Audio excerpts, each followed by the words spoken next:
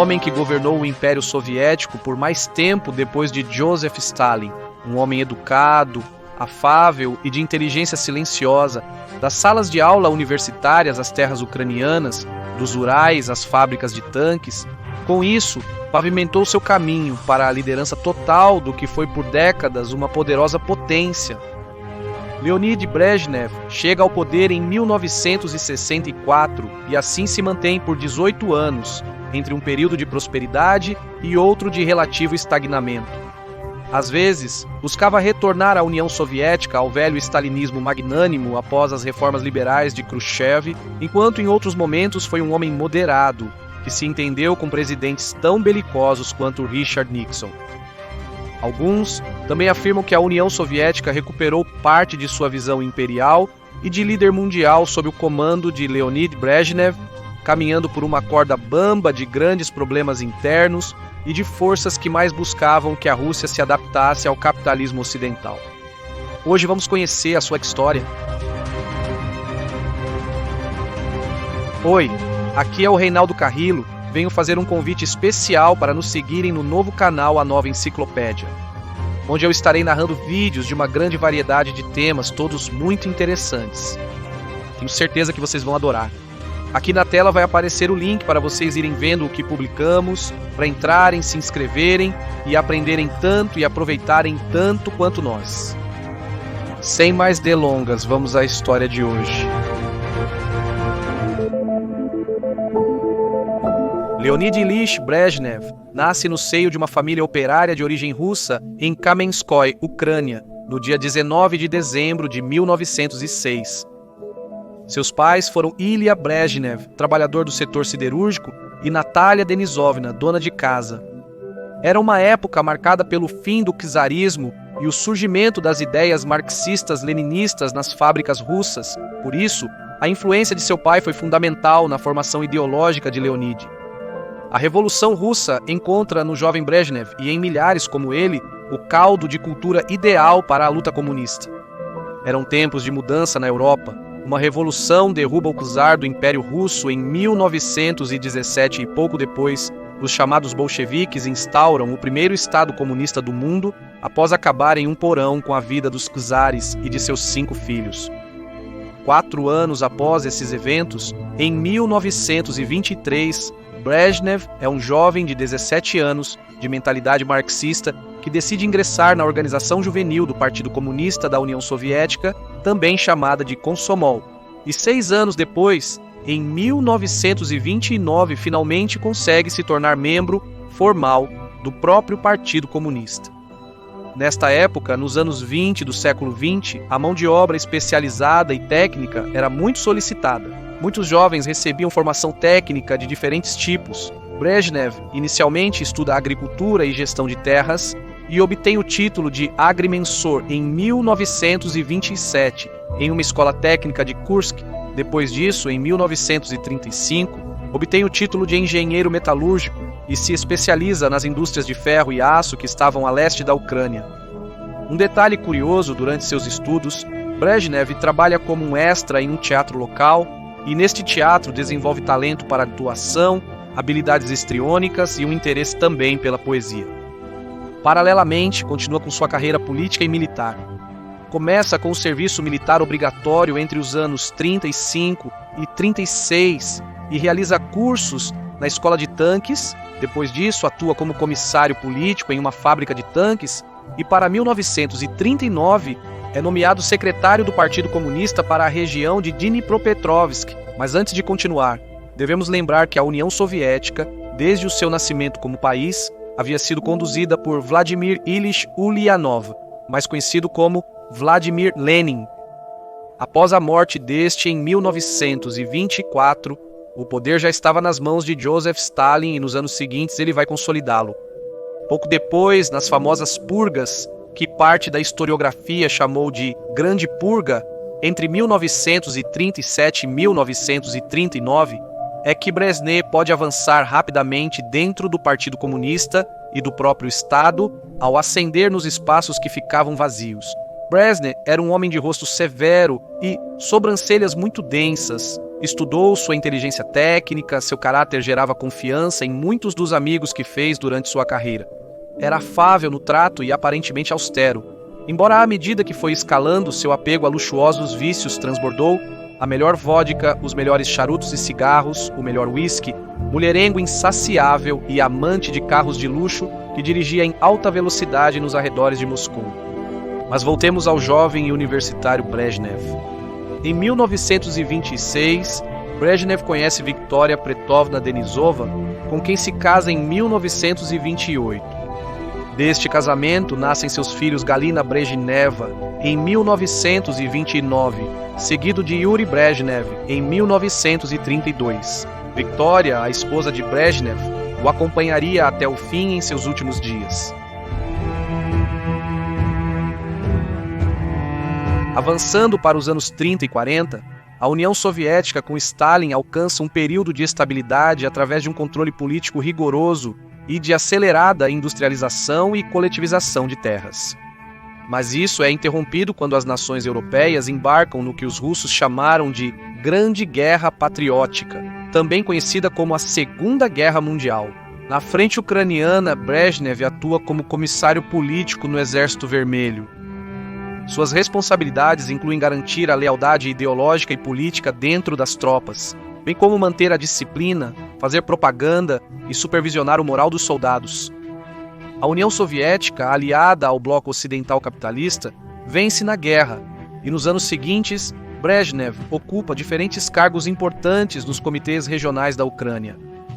Após a Segunda Guerra Mundial, o bloco anglo-saxão ocidental capitalista e o bloco russo-soviético dividem o mundo em zonas de influência e então começa o que a historiografia chamou de Guerra Fria, na qual ambos os blocos aparentemente entram em uma luta existencial pelo controle do planeta. A verdade é que neste novo contexto, a inegável capacidade técnica de Leonid Brezhnev e suas habilidades de liderança e trato com as pessoas eventualmente lhe trazem um novo marco em sua carreira em 1950, quando é nomeado como primeiro secretário do Partido Comunista da República Socialista Soviética da Moldávia. Seus feitos em manter, aprofundar e consolidar o poder soviético, bem como promover o comunismo nessas terras que pertenceram à Romênia até a Segunda Guerra Mundial e depois foram anexadas à União Soviética, lhe renderam uma importante ascensão nas altas cúpulas de Moscou. A partir de 1952, chega um dos momentos mais importantes na vida de Brezhnev. Nesse ano, ele ingressa no Comitê Central do Partido Comunista e é candidato a ser membro do Politburo, que era fundamentalmente o órgão mais poderoso da União. No entanto, a brilhante carreira política de Brezhnev estava invariavelmente ligada à figura de Stalin. Stalin morre em 1953. Durante o caos institucional para a escolha do novo líder, Brezhnev perde parte de seu status, ou pelo menos vê reduzida sua participação no Comitê Central e no Politburo, embora em 1953 aceite um cargo no Ministério da Defesa como chefe da direção política do Exército e da Marinha. Em 1954, a situação na liderança soviética se torna mais clara. Havia um sucessor já consolidado. Nikita Khrushchev assume o poder total do Império Soviético.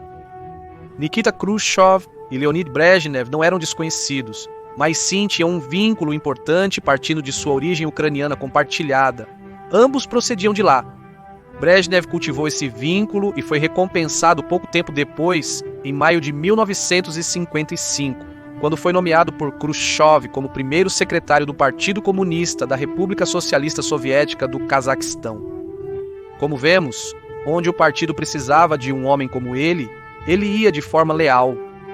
Desde que Stalin governava, havia uma luta interna entre reformistas que acreditavam que a União Soviética deveria se abrir um pouco mais para o Ocidente e para o capitalismo, e aqueles que se apegavam mais ao socialismo nacional, de corte mais conservador e mais stalinista. Khrushchev fazia parte dessas correntes reformistas e Brezhnev se alinhava totalmente a isso. Portanto, ao chegar ao governo, Khrushchev lança o chamado período de degelo, uma série de reformas que deram maior liberdade em alguns aspectos da economia e da política, bem como o chamado processo de desestalinização. Leonid Brezhnev embora pareça contraditório, como veremos mais adiante, foi uma peça importante neste processo de reformas liberalizadoras como colaborador direto. Essas novas políticas soviéticas, sob o comando de Khrushchev, também incluíam o impulso e a expansão da produção agrícola. Então, Leonid Brezhnev, como primeiro secretário da República do Cazaquistão, tinha um trabalho simples, mas chave: ter sucesso na campanha de terras virgens, em que o Cazaquistão era um território mais que importante. Esta campanha teve um sucesso fundamental, pelo menos em suas primeiras etapas, nas quais foram cultivados aproximadamente 36 milhões de hectares de terras, que antes estavam baldias, tanto nos territórios do Cazaquistão como na Sibéria, nos Montes Urais, na área do Volga e no norte do Cáucaso. Com o sucesso da campanha de terras virgens às suas costas, Brezhnev retorna ao centro soviético do poder em Moscou, em fevereiro de 1956. Lá ele é eleito novamente para o Comitê Central do Partido Comunista da União Soviética e é candidato a membro do Politburo. Da mesma forma, ele assume o controle designado da indústria de defesa, do programa espacial, da indústria pesada e de capital. Ele se torna um homem influente nos trâmites do Estado, conquistado por um lado pelo seu talento e trabalho e por outro pela sua boa relação com Nikita Khrushchev. No entanto, setores na corrente ortodoxa e mais stalinista da cúpula soviética, contrários à instabilidade e à entrega da União Soviética e sua soberania ao Ocidente, estavam apostando em um golpe palaciano. Em maio de 1960, Brezhnev é nomeado presidente do Presidium do Soviete Supremo, cargo que se apresenta como a chefia do Estado. Mas na realidade o poder estava com Khrushchev como secretário do partido. Então chega o ano de 1964 e Brezhnev renuncia ao seu cargo como presidente do Presidium do Soviete Supremo para se estabelecer como segundo secretário do Comitê Central do partido. Este era a mão direita direta de Khrushchev. Com este cargo, seu crescimento no estamento político havia sido tal que já era considerado como o herdeiro oficial sucessor de Khrushchev. O que Khrushchev não sabia é que desde 1963, Brezhnev se envolveu em uma conspiração para tirá-lo do poder. Apesar das reformas de Khrushchev, eram tempos de problemas econômicos que estavam em evidência e que exerciam pressão sobre a liderança soviética. Por outro lado, havia o descontentamento de um setor ortodoxo do Partido Comunista que considerava que Khrushchev estava traindo o legado de Stalin e entregando a essência do país. Khrushchev não conseguia apaziguar outros grupos internos que se opunham a ele, vários dos quais já se aproximaram nesta conjuntura, vê a oportunidade de assumir as rédeas do poder e aquele que era seu líder, seu apoio, seu impulsionador se tornou o inimigo a ser vencido, a ser destronado. Então, para o final de 1964, Brezhnev consegue reunir uma maioria no Politburo que vota a favor da destituição de Khrushchev de seu cargo com base em uma série de alegações de incompetência e corrupção. Depois disso, Brezhnev é nomeado como líder do partido e o sucede neste cargo. Mas não seria ele imediatamente quem assumiria os destinos da União Soviética, mas teve que formar um triunvirato com o primeiro-ministro Alexei Kosygin e o atual presidente do Soviete Supremo, Nikolai Podgorny. Este grupo, que tinha uma visão crítica das reformas de Khrushchev, estaria junto até 1966, quando Brezhnev consegue vencer no jogo de poder e é eleito como secretário-geral do Comitê do Partido Comunista. Tinha pela frente o desafio de estabilizar o país, revitalizar a economia e aumentar o poderio soviético no cenário internacional.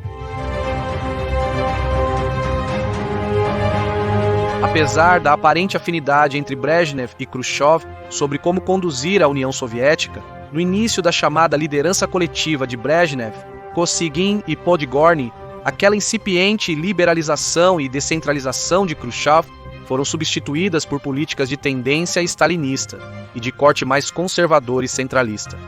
Até mesmo a influência e a direção dos líderes do Politburo foram se concentrando cada vez mais nos antigos hierarcas do partido, uma espécie de conselho de anciãos da União Soviética. Isso também não significa que Brezhnev fosse um stalinista puro. Ele também se entendeu com várias figuras de corte mais reformista, liberal e centrista durante seu governo e suas políticas foram de tendência variada, algo que também ocorre na política externa. Embora Brezhnev tenha intervindo de forma agressiva em vários acordos com presidentes tão belicosos quanto Richard Nixon, como veremos mais adiante.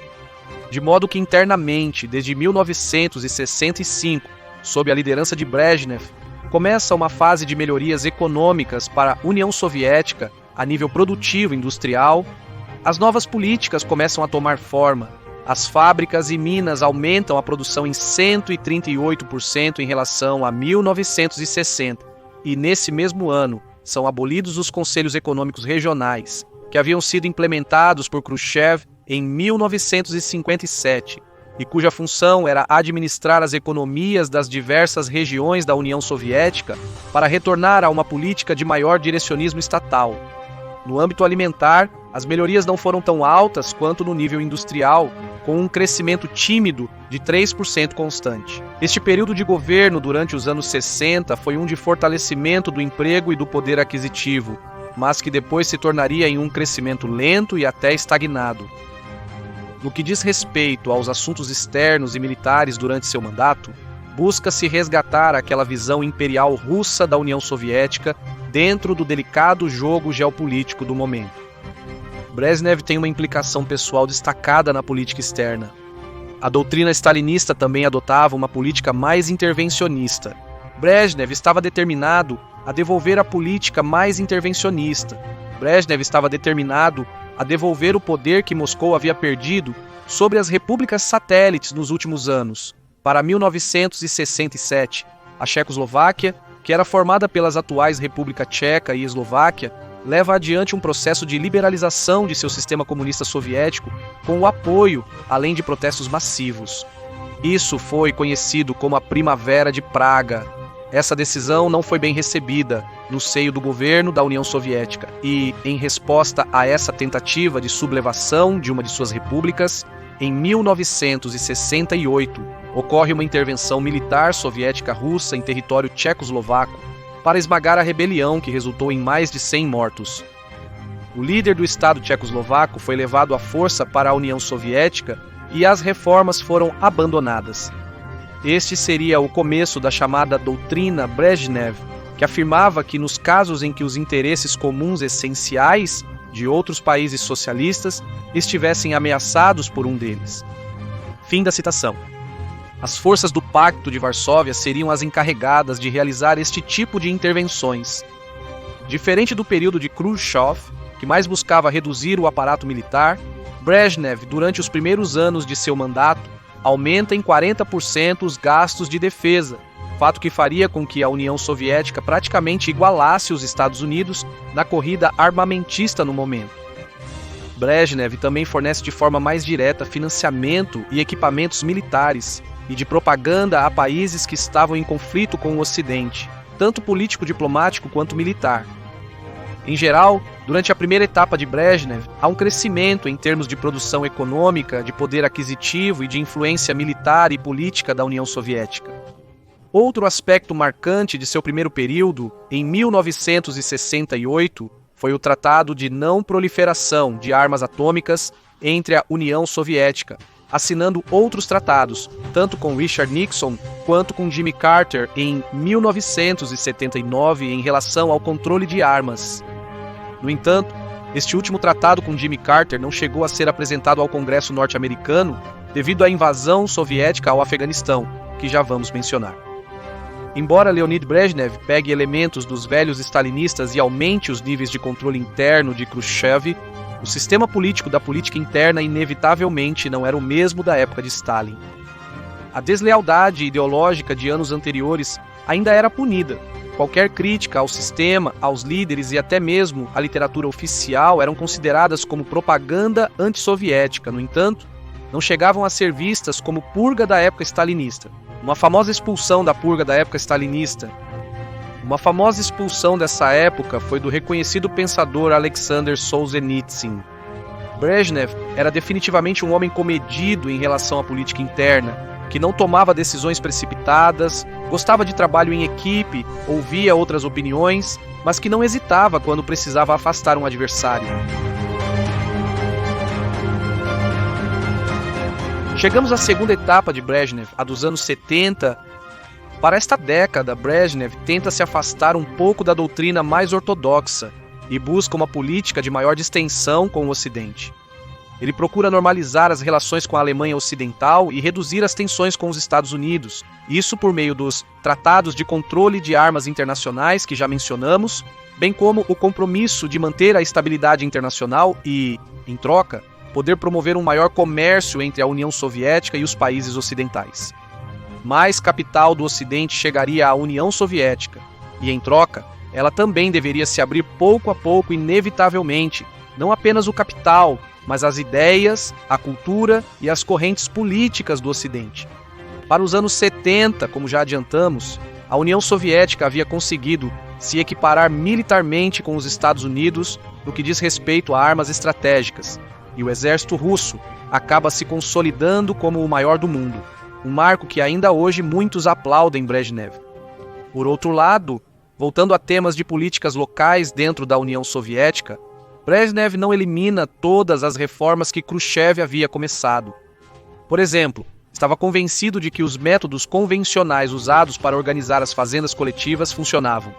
Agora, o crescimento nos gastos militares, juntamente com outras dificuldades do sistema econômico estatizado, acabou por conduzir a uma redução nos investimentos na agricultura, nas indústrias de bens de consumo e nos serviços de saúde, o que resultou em problemas econômicos nos anos 70, como escassez de numerosos produtos e uma contração salarial e de poder de compra.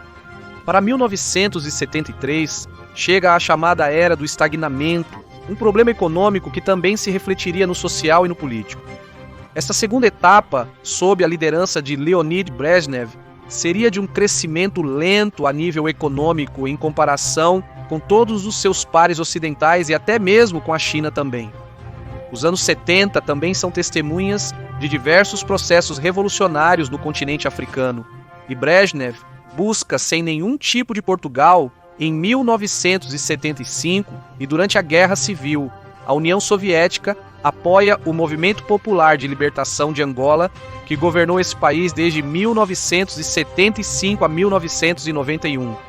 Nesse mesmo ano de 1975, Moçambique, também colônia de Portugal, enfrenta uma sangrenta guerra civil, onde a União Soviética apoia a Frente de Libertação na antiga Rodésia, hoje conhecida como Zimbábue, entre 1972 e 1979, e outra guerra civil é travada, e a guerrilha, liderada por Robert Mugabe e Joshua Nkomo, dependência esquerdista, também é apoiada pela política externa da União Soviética, que buscava a independência e um claro desafio à minoria branca na região além das habilidades de liderança de Brezhnev. Isso não impediria que conflitos internos surgissem na União Soviética para o ano de 77. Podgorny, o outro membro do triunvirato inicial, foi forçado a se aposentar e seu cargo como presidente do Presídium do Soviético Supremo da União Soviética recaiu novamente sobre Brezhnev. O terceiro líder do grupo, Kosygin, se mantém até sua morte em 1980 no cargo de primeiro-ministro. Somado a toda essa situação interna, estamos diante de uma etapa do século XX de expansão do capitalismo e da sociedade de consumo como modo de vida. Os anos 70 veem um crescimento como nunca da indústria financeira, dos fundos de capital, das multinacionais, que passam a penetrar cada vez mais em qualquer nação do planeta, por mais distante que seja. A União Soviética não era a exceção, cada vez mais inevitavelmente influenciada pelo Ocidente. Com medo de perder um aliado na região, Brezhnev apoia a invasão militar da União Soviética no Afeganistão, quando uma guerra civil entre forças comunistas e forças islamistas fundamentalistas, apoiadas pelos Estados Unidos, eclode nesse país. Esta intervenção não só terminaria em um grande fracasso soviético, mas também em grandes pesares e perdas de material bélico. Vidas do exército, sem mencionar a quantidade de vidas afegãs que foram perdidas neste conflito que em algumas oportunidades é denominado como o Vietnã soviético. Por sua parte, do lado europeu, nas repúblicas socialistas soviéticas, as correntes democráticas e de várias tendências antissoviéticas ganhavam força. Na Polônia, ocorrem manifestações massivas lideradas pelo sindicato Solidariedade com Lech Wałęsa à frente, e este movimento polonês assume vital importância. Temeu-se uma nova intervenção do exército soviético na Polônia, tal como ocorreu na Tchecoslováquia em 1968. Quando se desencadeiam em 1980 esses protestos do movimento polaco anticomunista, os governantes da Polônia e da Alemanha Oriental defendiam uma ação militar impulsionada desde Moscou, mas eram outros tempos e Brezhnev não via conveniente uma intervenção. E finalmente, diante de um movimento social anticomunista que se tornava cada vez mais poderoso, Varsóvia impôs toque de recolher e lei marcial. No entanto, este fato foi uma questão chave nas nações sob influência soviética, questão chave na não tão distante dissolução deste império comunista. Este marco na Polônia também marca os últimos dias de Brezhnev, que por um lado ainda era muito respeitado por seus pares no estamento soviético, mas para outros se tornou um senhor um tanto vaidoso e pomposo, sendo condecorado com medalhas de heroísmo sem nunca ter disparado um tiro. Brezhnev, já com 73 anos de idade, mostrava sinais de saúde precária. O consumo de álcool e tabaco havia aumentado. As consequências de certos problemas médicos, como tremores e falhas de memória, estavam se agravando. Porém, ele ainda comparecia a eventos públicos. Em maio de 1982, ele sofre um grave infarto, do qual sobrevive, mas que foi seguido por outro ataque cardíaco em 10 de novembro, que seria fatal, finalmente terminando a vida de Leonid Brezhnev. Ele é homenageado recebendo as honras de chefe de Estado, seguido de 5 dias de luto nacional. Seus restos foram enterrados na necrópole da muralha do Kremlin, na Praça Vermelha. Apenas Joseph Stalin presidiu a União Soviética por mais tempo que Brezhnev. Durante os 18 anos em que esteve no poder, o navio soviético foi assediado pelas próprias contradições internas de um mega-estado comunista e por um mundo que se voltava para os valores liberais e capitalistas. Nesta corda bamba entre homens que já sentiam nostalgia da era de Stalin e que queriam manter o país aberto ao Ocidente e que a Rússia se acoplasse a uma nova ordem geopolítica. É um processo histórico que ainda hoje continua seu curso com suas manifestações atuais. A história corresponderá a julgar nosso protagonista. Muito obrigado a todos por terem assistido a este vídeo. Espero que tenham gostado e convido vocês mais uma vez a se inscreverem no nosso novo canal, A Nova Enciclopédia. Lá estaremos publicando conteúdo inédito, exclusivo e de grande interesse sobre uma grande variedade de temas históricos. Abaixo, na descrição e nos comentários, vocês poderão encontrar o link para começarem a acompanhar e ver o que temos publicado. Além disso, não deixem de deixar seus comentários neste vídeo, dar um like, ativar o sininho para as notificações e nos seguir na nossa conta do Instagram, chamada A Nova Enciclopédia. Sem mais, despeço-me. Que Deus abençoe todos.